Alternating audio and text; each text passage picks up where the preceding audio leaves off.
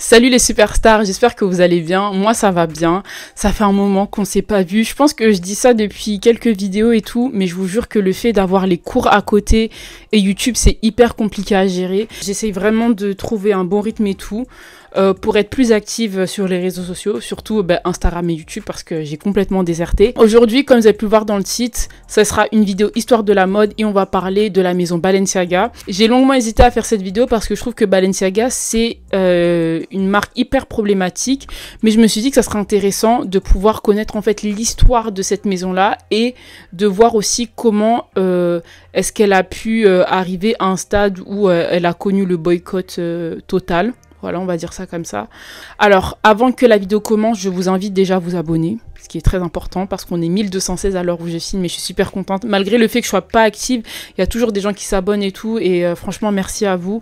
Il faut vraiment que je me discipline. Genre, 2025, on a dit on mange Gucci et on veut plus faire des promesses en l'air entre guillemets, vous voyez. Donc si je dis que je dois poster quelque chose à tel ou tel moment, il faut vraiment que je le fasse et que je me tienne à ça, voilà. Et surtout il faut que je sois régulière dans tout ce que je fais et que je trouve en fait la bonne organisation.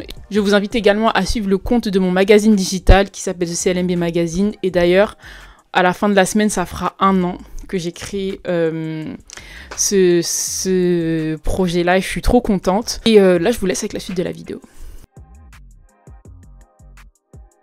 Balenciaga, c'est une maison de luxe franco-espagnole qui a été fondée en 1917 par le couturier Cristóbal Balenciaga. Il faut savoir que les vêtements, les chaussures, les accessoires de la marque sont fabriqués en Europe. Balenciaga fait partie du groupe Kering, le concurrent direct de LVMH.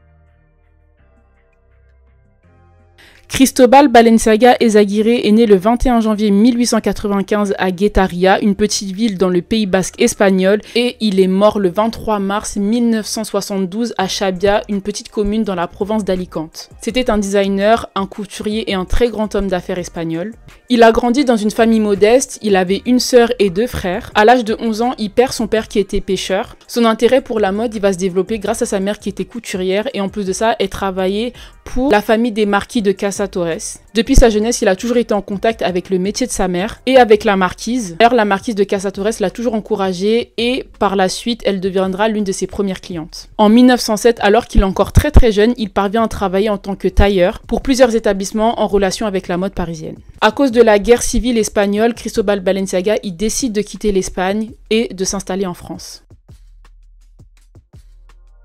Tout commence lorsqu'il finit ses études et c'est à l'âge de 24 ans qu'il va ouvrir sa toute première boutique à San Sebastián en Espagne. Sa marque rencontre un très grand succès et elle est très populaire auprès de la haute société espagnole.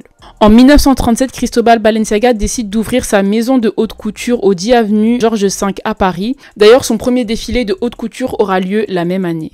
Lorsque la guerre civile espagnole prend fin, le couturier décide de reprendre les rênes de ses 2 boutiques qui se situaient à Madrid et à Barcelone. Quelques années plus tard, il lance une ligne de parfum avec le 10 qui est sorti en 1947. Ensuite, on a la Fuite des heures qui est sortie en 1949 et le parfum Quadri qui est sorti en 1955. Durant les années 1950 et 1960, la marque est à son apogée. De nombreuses pièces emblématiques vont être créées et parmi elles, il y a la veste ballon qui a été créée en 1953. Ensuite, on a la robe tunique en 1955, la robe sac en 1957 et la robe Baby Roll qui est sortie en 1958. En 1968, Balenciaga présente sa toute dernière collection en tant que créateur après avoir révolutionné le monde de la mode pendant 30 ans. Il ferme ses maisons qui se situaient donc à Paris, à Madrid et à San Sebastián. Il faut savoir que la fermeture de la maison Balenciaga, elle est due à plusieurs raisons. Le premier point en fait, c'est l'essor du prêt-à-porter. Durant les années 1960, il y avait l'apparition d'une mode un peu plus accessible et plus dynamique, incarnée par des créateurs comme Pierre Cardin,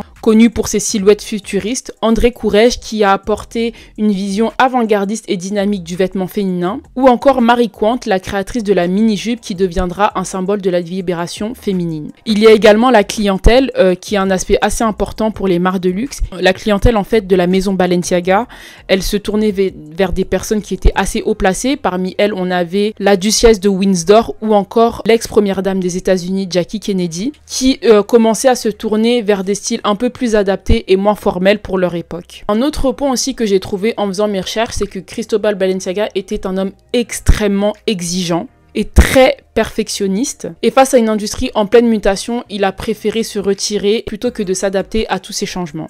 Après la fermeture, il décide de retourner en Espagne et il meurt en 1972. Faut savoir que Cristóbal Balenciaga était surnommé le couturier des couturiers, car il a une influence sur les plus grands designers du monde. Parmi eux, il y avait Christian Dior, Coco Chanel ou encore Hubert de Givenchy.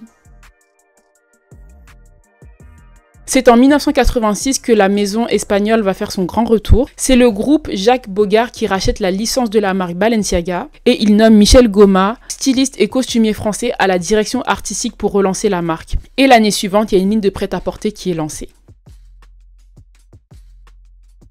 La maison Balenciaga, en fait, elle a créé de nombreuses pièces qui sont hyper iconiques. Et la première pièce que je voulais vous montrer, c'est la robe Infante qui a été créée en 1939. Cette robe, en fait, elle est inspirée des portraits de Velázquez et elle symbolise le raffinement et le savoir-faire de Balenciaga. Ensuite, on a le manteau Cocon qui a été créé en 1957. Donc, c'est un manteau oversize aux courbes fluides mettant en avant la maîtrise des volumes.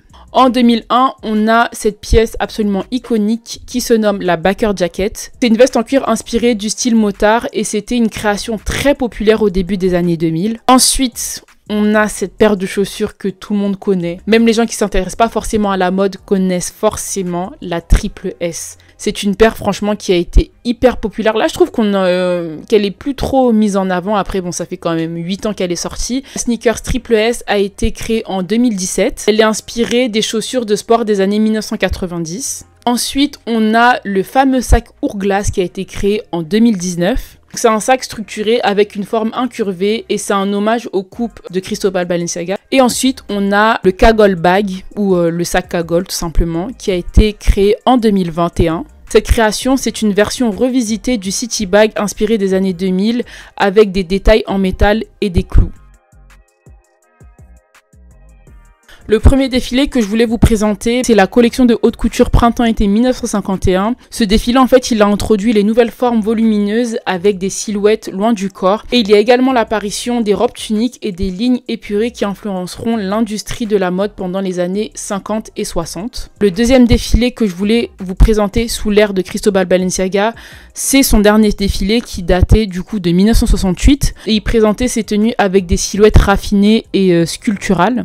Le troisième défilé que je voulais vous présenter, il date de 2006 et c'est la collection Printemps-été. Faut savoir que ce show-là, en fait, il s'était inspiré du futurisme avec des coupes architecturales et des matières innovantes. Et il y avait également le lancement des leggings skinny et des robes structurées, ce qui était devenu hyper populaire à l'époque. Le quatrième défilé que vous allez voir à l'écran, c'est la collection automne-hiver de 2012. Durant ce défilé, les silhouettes étaient futuristes avec des volumes exagérés et les épaules pointues. Ça avait un côté un peu Lady Gaga, l'époque Poker Face, etc. Vous voyez, très extra. Lorsque la maison rouvre en 1986, c'est Michel Goma qui reprend les rênes. Michel Goma, c'était un élève de Christian Dior et de Jeanne Laforie pour qui il a travaillé pendant 7 ans. En 1951, il présente sa toute première collection de mode qui a connu un très grand succès à Paris, mais aussi dans des grandes villes européennes comme Londres ou Milan. En 1958, il décide de créer sa marque qu'il va nommer Michel Goma. En 1986, il devient le directeur artistique de la maison Balenciaga. En 1989, il présente et commande sa collection Printemps-été.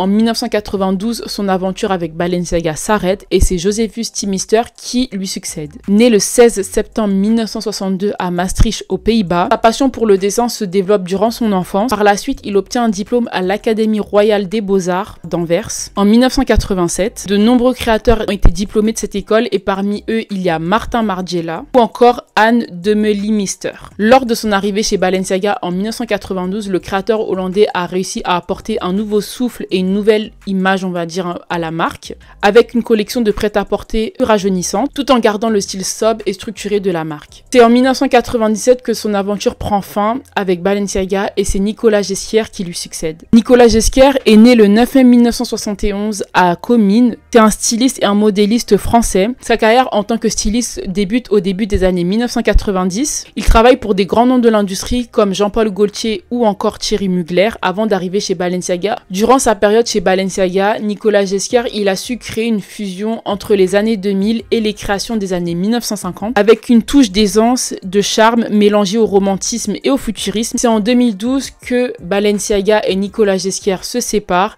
et l'année suivante, il deviendra le directeur artistique de Louis Vuitton Femme. Entre 2012 et 2015, on a quand même un personnage très problématique qui s'appelle Alexander Wang. Je voulais pas le mentionner, mais je suis obligée de le faire vu qu'il fait partie, on va dire, de l'histoire de la marque. Pour ceux qui se demandent pourquoi est-ce qu'il est problématique et tout, je vais vous mettre des captures d'écran et vous allez très vite comprendre pourquoi ce personnage est absolument à bannir. Il est resté en tant que directeur artistique chez Balenciaga de 2012 jusqu'en juillet 2015 et c'est Kering qui va annoncer son départ car il souhaitait se concentrer sur sa marque. Et depuis 2015, c'est Demna Gvasalia qui est le directeur artistique de la maison Balenciaga.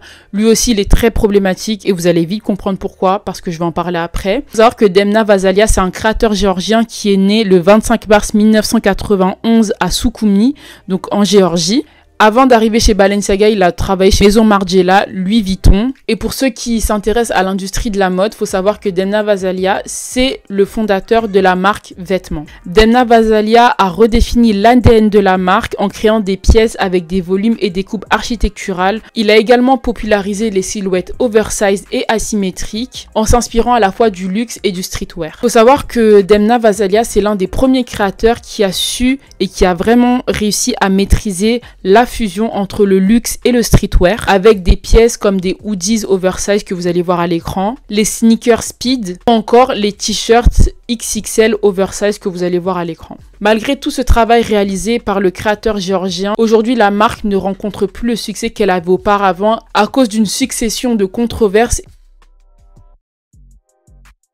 La chute de Balenciaga commence en novembre 2022 lorsque la marque a lancé une campagne qui a provoqué un énorme scandale. Pour vous dire, moi quand j'ai vu ça, j'étais très choquée. Pour vous mettre dans le contexte, en fait, la marque avait partagé sur ses réseaux sociaux une publicité qui mettait en scène des enfants tenant un sac en forme d'ours en peluche en tenue BDSM. Vous avez très bien entendu, c'est ce qu'ils ont fait. Il y a d'autres internautes qui avaient relevé quelque chose d'extrêmement grave par rapport à cette campagne-là et c'était dans une autre pub. C'est en fait une photo où il y avait un sac issu d'une collab entre Adidas et Balenciaga. Le sac était posé sur un bureau où il y avait plusieurs documents imprimés. Écoutez bien ce que je vais vous dire. Parmi ces documents imprimés qui étaient sur le bureau, il y avait un extrait d'une décision de la Cour suprême américaine sur la pornographie infantile. Mais moi, quand j'ai vu ça, j'étais scandalisée. Face aux réactions du public, le créateur a tenu à présenter ses excuses et il a retiré ses campagnes. Et la marque a affirmé que la présentation de ce document-là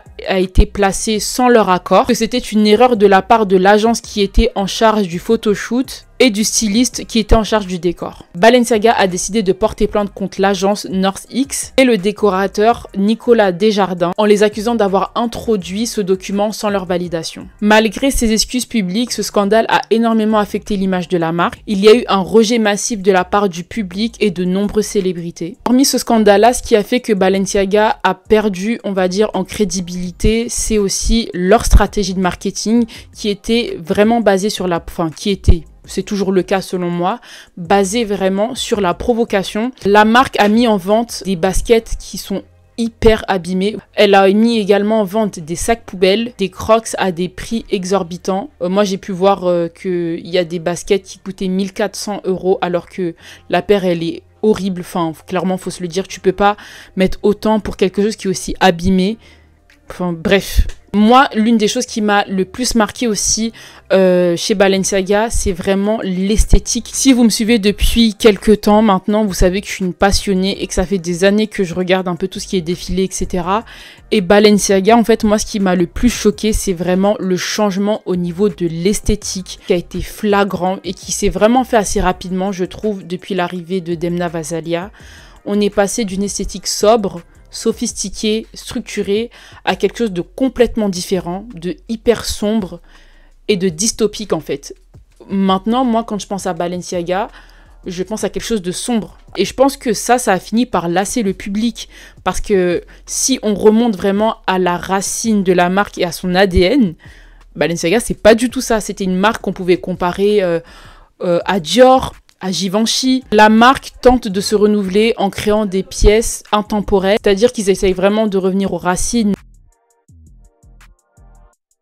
Balenciaga, c'est une marque qui a connu une évolution depuis sa création il y a plus de 100 ans. Elle était réputée pour ses créations hyper symétriques et minimalistes. Mais aujourd'hui, la marque a complètement changé. Les créations ne sont plus du tout en accord avec la vision du fondateur de la maison espagnole. Et au vu des scandales récents, l'influence de la marque ne sera plus jamais comme avant.